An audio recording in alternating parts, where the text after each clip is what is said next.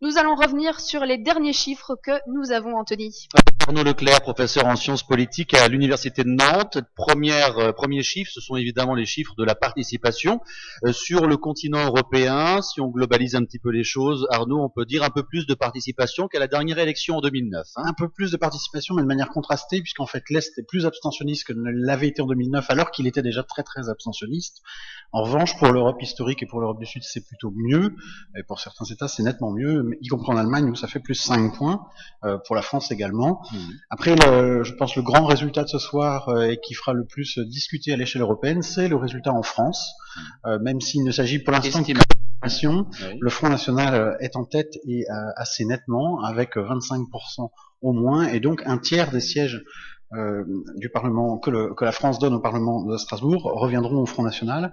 L'UMP est aux alentours de 21% selon les trois grandes estimations qui circulent actuellement. Le Parti socialiste fait une assez forte contre-performance entre 14 et 15%. Les Verts font à peu près 9%, de même que d'ailleurs l'UDI, et le Front de gauche fait à peu près 6%. Si on regarde sur d'autres résultats qui viennent de nous parvenir, là aussi des estimations, on voit deux tendances assez différentes. Une tendance conforme un peu à ce qu'on voit en France, c'est-à-dire au Danemark aussi, c'est l'extrême droite qui est arrivée en tête, c'est le parti du peuple danois avec 23,1%, devant le parti socialiste, 20,5%, les centristes 17,2%, la droite en revanche est très déconfite, 8,6%, et les Verts font près de 12%.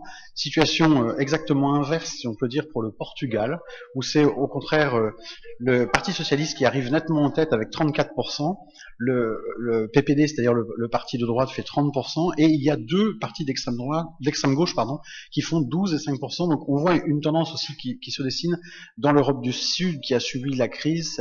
C'est vrai en Grèce, c'est vrai à Chypre, c'est vrai au Portugal. On voit que la réaction se fait plutôt vers la gauche radicale, alors qu'à l'inverse, en France, au Danemark, c'est plutôt vers l'extrême droite que ça se passe. Le vote français risque quand même de créer la surprise vers les autres pays européens, évidemment. Même si il était plus ou moins annoncé par les sondages, l'ampleur que ça prend, y compris dans des circonscriptions comme la nôtre, puisque l'ouest de la France passe traditionnellement pour la zone la plus résistante au Front National. Il faut quand même dire que dans l'ouest, en l'état, dans les estimations, le Front National serait second derrière l'UMP qui fait 19,7 avec 18,2. C'est un score franchement incroyable. Je pense que personne ne pouvait franchement pronostiquer un résultat de ce type-là pour une circonscription comme celle-ci. De l'Ouest, 1,5 points derrière l'UMP, et loin devant le Parti Socialiste, plus de 2 points devant. C'est quelque chose de tout à fait faramineux. Voilà pour les chiffres. Restez avec nous, car à 22h, nous aurons les représentants de l'UMP, du Parti Socialiste, des Verts, du Front National, ici en studio, à Cosmopolis à partir de 22h pour réagir à ces premières estimations, car pour les résultats officiels, il faudra attendre 23h, Lauriane. Et de 21h à 22h, un duplex depuis Bruxelles animé par Cyril Douillard. Il aura également certains eurodéputés, mais aussi des experts, des journalistes spécialistes de l'Union européenne. On va continuer notre débat avec quel emploi européen pour demain. Franck Truong est avec nous. Bonsoir.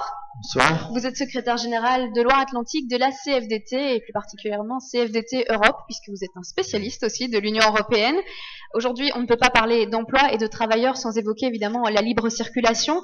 On a beaucoup entendu parler des travailleurs détachés. Finalement, il faudra arriver à démêler le vrai du faux. Alors, est-ce que c'est vrai que ça peut poser problème à l'emploi ici, par exemple, imaginons au chantier naval de Saint-Nazaire?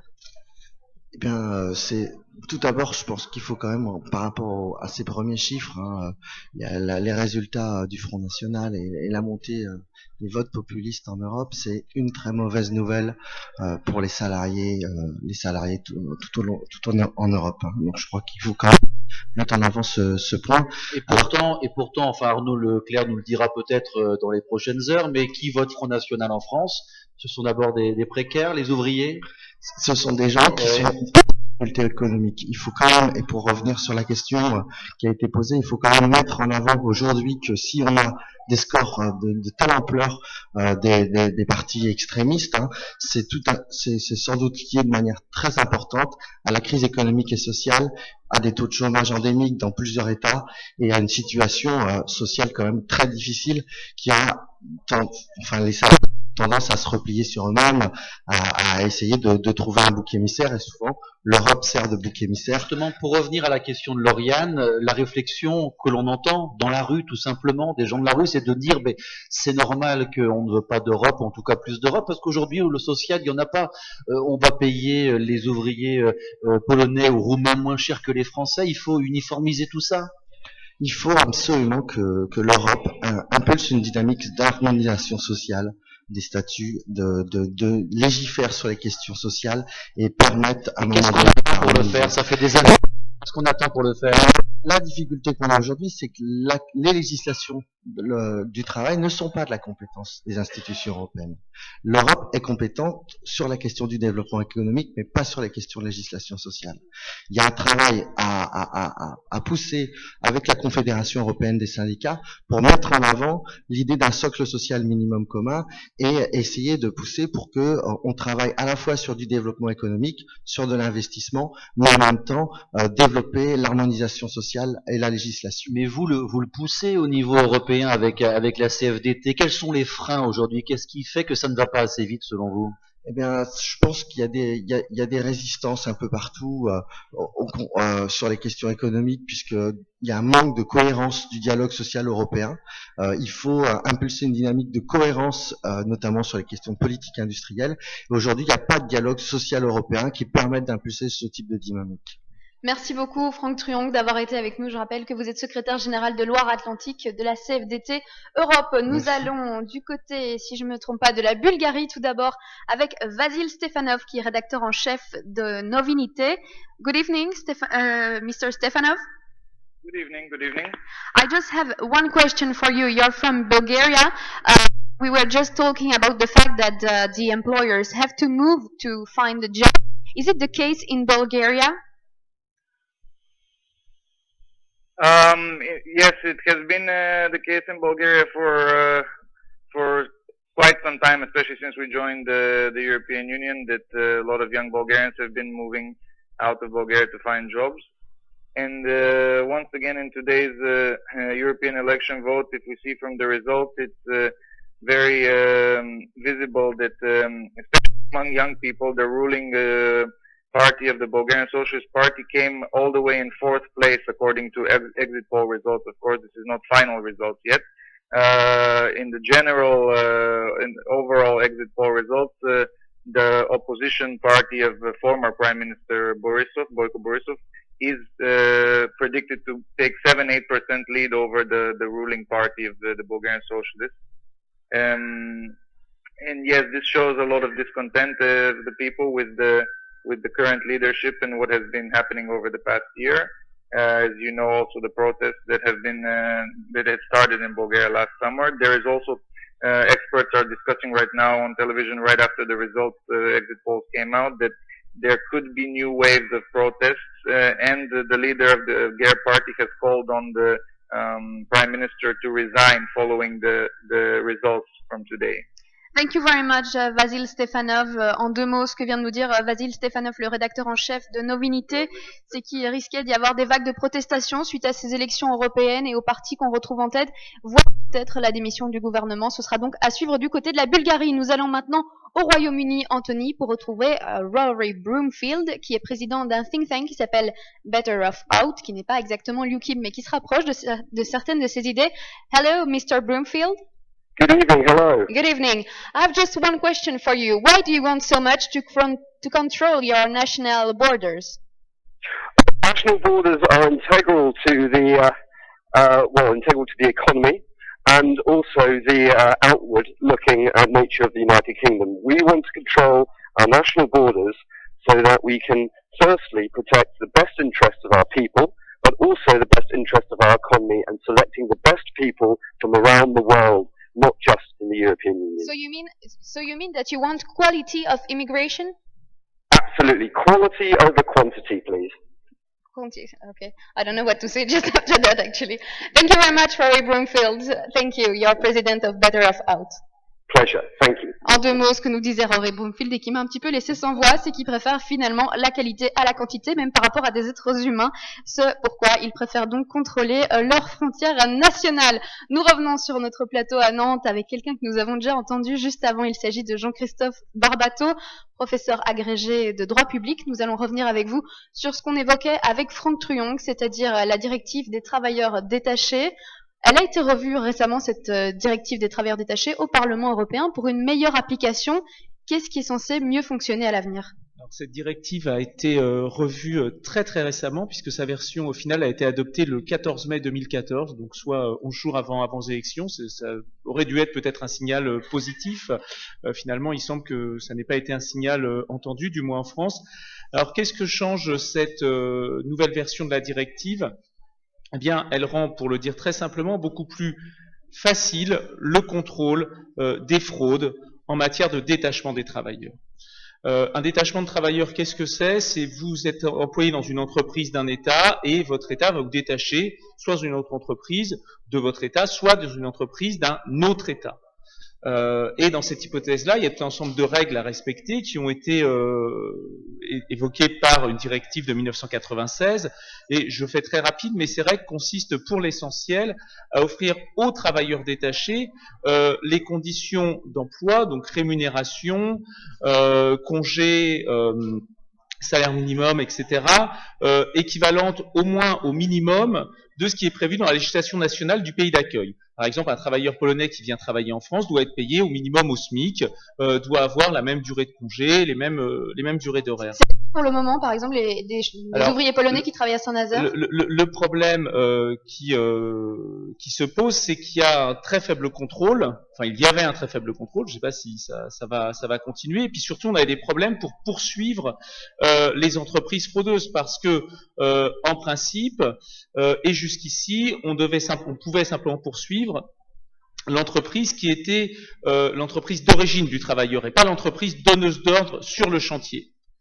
Et donc, vous êtes en France, vous essayez de poursuivre une entreprise polonaise, c'est extrêmement compliqué, et c'est d'autant plus compliqué que la directive d'origine prévoyait un système de coopération entre les États qui n'a jamais été efficace et qui a été mis en œuvre de manière pour le moins peu satisfaisante. Donc là, la nouvelle directive prévoit une responsabilité conjointe et solidaire du donneur d'ordre et du sous-traitant en cas de non-respect des règles relatives à la rémunération. Le problème que pose le texte actuel, c'est que pour l'instant, les États ne sont obligés de mettre en œuvre cette responsabilité conjointe et solidaire que dans le secteur du BTP. Pour les autres secteurs, ça reste un choix de la part des États. Alors, ça peut être envisagé comme quelque chose de décevant, mais ça a été le fruit d'une négociation particulièrement difficile, et je serais tenté de dire que c'est toujours mieux que ce qui existait auparavant. Merci beaucoup Jean-Christophe Barbato. Direction l'Allemagne dans la suite de cette soirée électorale. On va retrouver Christian Wewetzow. Christian, je parle très mal anglais, allemand par contre. Moi non plus. Ah vous non plus, je parle allemand, d'accord. Je peux vous faire l'italien, mais ça va s'arrêter là. Hein. Oh, ce sera pour après. On retrouvera Arturo Scotto. Donc il est membre de la jeune chambre de commerce. Hello, Mr. Wewetzow. Hello. Hello. Good evening. Good evening. We were just talking about the employment in Europe. Do you think that the next European Parliament could have an effect on employment also in Germany? No, I don't think so. I think that the election and Martin Schulz as well as Jean-Claude Juncker are both great Europeans, and they know that it's very important to have less youth unemployment in Europe, and so it's very important to be to think what's the next step for a better Europe. So it's very important to strengthen Europe's market labor. So for you, we have to strengthen. So you mean new rules, because we have already a lot of rules. I'm sorry? We have already a lot of rules in the European Union linked to the employment. Do you mean new rules or to push the one that we have already? No, I think it's about youth unemployment, and the youth unemployment is too high. The rate of youth unemployment in Europe is too high, and so we need to find a way to find chances, to give young people chances For example, in Germany, we have a very successful model of dual vocational education and training, and I think that would be a proper system also for our partners in all over Europe. And so I think that would be a good approach. Thank you very much, Mr. Vevadzov, for having been on live on EU Radio Nantes Fidélité. Thank you very much. Donc, ce que nous disait juste Christian Vevadzov en 2 mots, c'est que pour lui, ce qu'il faut résoudre absolument, c'est la problématique du chômage chez les jeunes.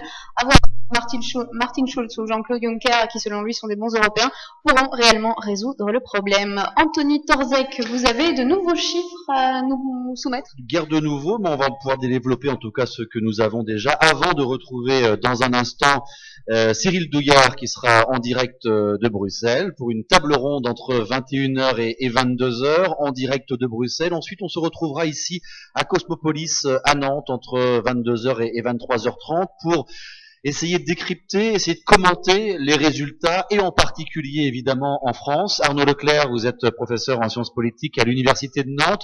On revient sur ces estimations. Pour le moment, on le dit bien, il s'agit bien d'estimations réalisées par des instituts de sondage, avec le Front National en tête en France.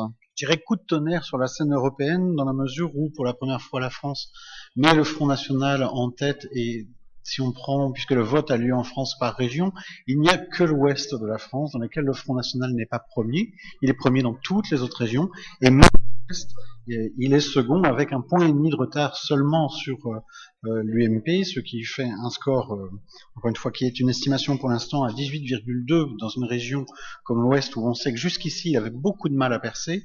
C'est quand même une donnée tout à fait nouvelle sur la scène politique, et évidemment à l'échelle européenne ça va avoir un impact assez fort. Alors on peut déjà dire 2-3 choses. Premièrement, le Front National sera tout simplement le plus gros contingent de députés envoyés en Europe par un pays. Voilà, ça c'est la première donnée tout à fait singulière. La deuxième, c'est que la contre-performance du PS va sans doute coûter à Martin Schulz la tête de la Commission européenne, puisqu'il lui manquera vraisemblablement des voix, et ce sont les voix françaises qui lui manqueront. Donc là, ça fait partie des incidences qu'on aura à examiner dans les jours qui viennent, mais ça fait partie des grands résultats de ce soir. Plus gros contingentement de députés qui sont plutôt des députés eurosceptiques ou europhobes en national. Répondez pas. On verra cela à partir de 22h avec nos invités politiques. Vous avez 1 heure pour y réfléchir. On va celle dans un instant, Lauriane.